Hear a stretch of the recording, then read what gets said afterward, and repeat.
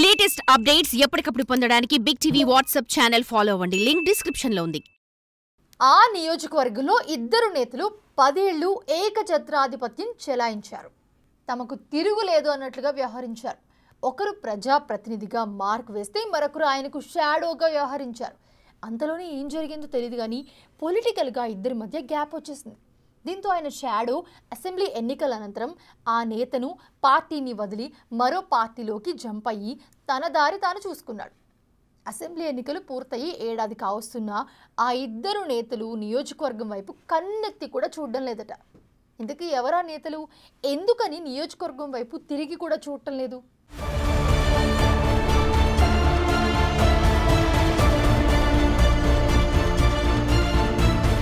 నాగర్ కర్నూలు నియోజకవర్గంలో జక్కా రఘునందన్ రెడ్డి అనే పేరు తెలియని వారంటూ ఉండరు. తెలంగాణ రాష్ట్ర ఏర్పాటు తర్వాత నాగర్ కర్నూలులో జరిగిన 2014 మొదటి అసెంబ్లీ ఎన్నికల్లో పోటీ చేసిన మర్రి జనార్దన్ రెడ్డికి అంతా తానై వ్యవహరించాడు. షార్ట్ టైంలో మర్రికి రైట్ హ్యాండ్ గా నియోజకవర్గంలో ముద్ర వేసుకున్నాడు.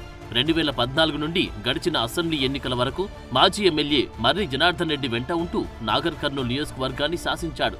గత అసెంబ్లీ ఎన్నికల తర్వాత ఇద్దరు నేతల మధ్య గ్యాప్ పెరిగింది. ఆ క్రమంలో రఘునందన్ బీఆర్ఎస్ పార్టీకి మర్రి జనార్దన్ రెడ్డికి గుడ్ బై చెప్పి అప్పటి సిట్టింగ్ ఎంపీ పోతుగంటి రాములతో పాటు కేంద్రంలో అధికారంలో ఉన్న భారతీయ జనతా పార్టీలో చేరిపోయారు.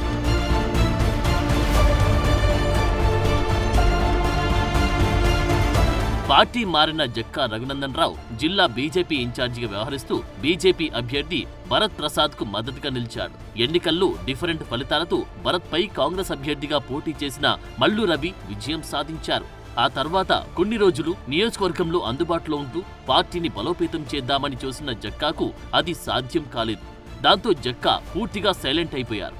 అసెంబ్లీ ఎన్నికలకు మరో 4 సంవత్సరాలు ఉండడంతో ఇప్పటి నుండి ఖర్చులు దండగెందుకని ఆయన సైడ్ అయిపోయారన్న టాక్ వినిపిస్తోంది.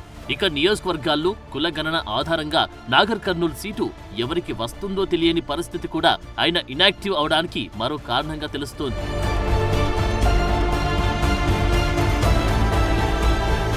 మరోవైపు నాగర్ కర్నూలు నియోజకవర్గంలో 10 ఏళ్లుగా తిరుగులేని ఆధిపత్యం ప్రదర్శించిన మర్రి జనార్దన్ రెడ్డి ఓటమి తర్వాత నియోజకవర్గం వైపు తిరిగి చూడలేదు.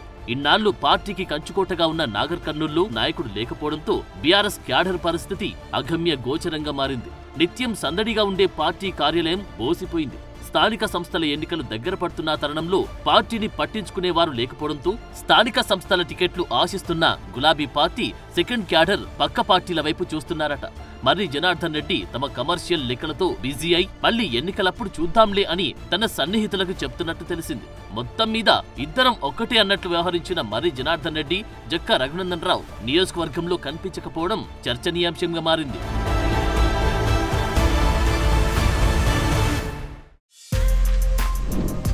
For more videos like this, subscribe Big TV channel.